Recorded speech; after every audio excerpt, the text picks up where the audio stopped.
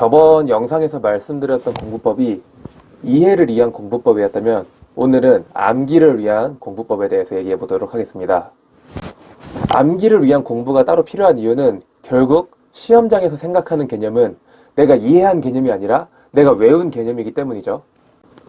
이해해서 공부가 끝난다면 시험장 갔을 때 봤던 건데 기억 안 나네. 근데 아는 건데 생각이 안 나네. 이러죠. 그래서 이제 암기가 아무튼 필요한 과정이긴 한데 암기는 이해랑 다르게 여러 번 반복해서 책을 보는 거는 굉장히 효율이 떨어집니다. 그럼 암기를 위한 공부법은 어떻게 해야 될까요? 첫 번째는 저번에 했었던 그 구조화했었던 개념 있죠. 그거를 백지에다 한번 쭉 써서 완벽하게 써질 때까지 써보는 겁니다. 그죠? 이게 첫 번째입니다. 그리고 두 번째는 세부적인 용어를 익히기 위해서 내가 단답형 문제도 만들어서 풀어보고, 그리고 빈칸도 뚫어서 빈칸도 써보고, 요거를 반복해서 돌려서 완벽해질 때까지 하시는 겁니다. 근데 이렇게까지 내가 투자할 여유가 없고, 학원이나 다른 교재나 이런 게 따로 있지 않다면은 최소한 문제집을 사서 문제를 여러 번 푸는 거를 추천을 드립니다. 근데 제가 직접 가르치는 애들한테 문제를 풀려고 하면은 보통 이제 3단계의 유형으로 나눠져요. 1단계는 문제만 풀고 채점도 안 하는 애들. 2단계는 문제를 풀고 채점까지 하는 애들. 그리고 3단계는 문제를 풀고 채점을 하고 내가 틀린 개념을 다시 익혀오는 애들. 이런 이제 유형입니다. 그러니까 1, 2단계 학생들은 이제 숙제를 내줘. 200문제를 풀어와라 하면은 200문제를 풀어와야 되니까 목적 없이 시키는 대로 하는 애들이야. 수동적으로 공부하는 친구들이 주로 그렇게 합니다. 근데 우리가 목적이 있어야 돼요. 우리가 문제를 왜 풀어요? 결국 점수를 올리기 위한 공부죠.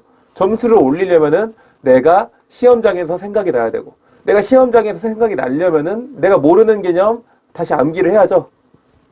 그러니까 쉽게 말해서 내가 가지고 있는 개념 지식 체계에서 구멍 난 곳을 찾아서 그 구멍을 메꾸는 작업을 하는 거야.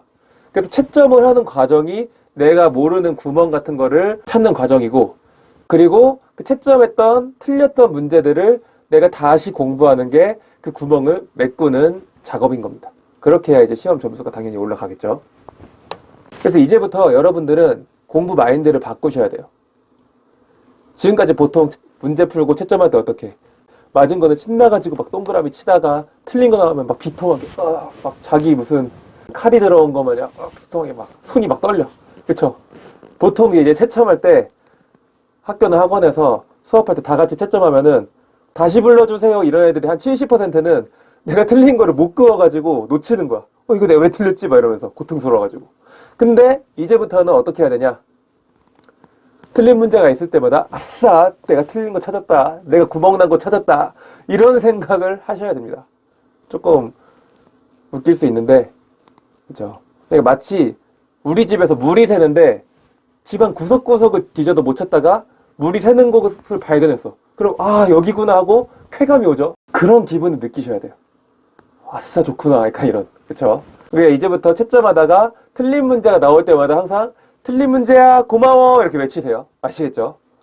그렇게 해서 이제 내가 틀렸던 문제들을 다시 암기하고 다시 테스트를 보고 무한 반복을 하셔야 됩니다.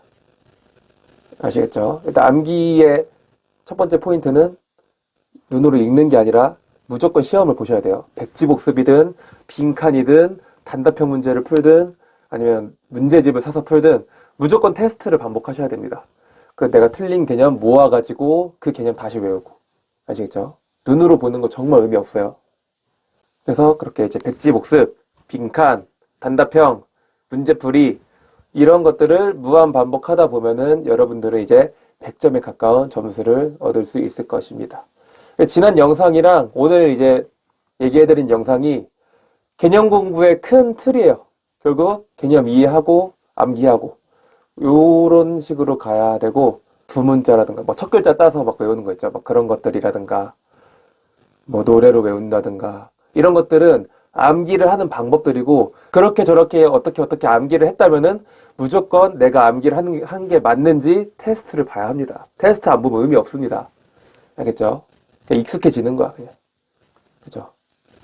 그렇게 해서 완벽하게 암기를 하셨다면은 그 암기를 한 게 여러분들의 점수로 직결이 되는 겁니다.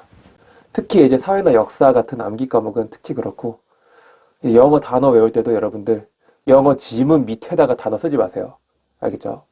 무조건 단어장이 없으면은 일단 같은 페이지에 구석진 곳에 본 글이랑 떨어져 있는 곳에 단어를 쓰셔야 돼요. 뜻을.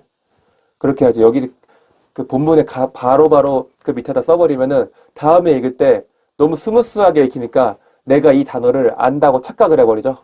그러면은 시험장에서 또 아는 단어인데 생각이 안 나 이러고 있는 거야. 그렇죠? 이제부터는 그렇게 하지 맙시다.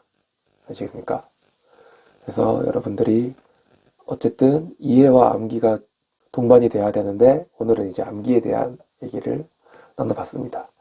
그래서 혹시라도 공부 습관, 공부 방법, 마인드적으로 어떤 고민이 있으신 분들은 제 이메일로 질문을 해주시면 제가 다음 영상에 참고를 해서 이제 짓도록 하겠습니다. 네, 여러분들 수고하셨습니다.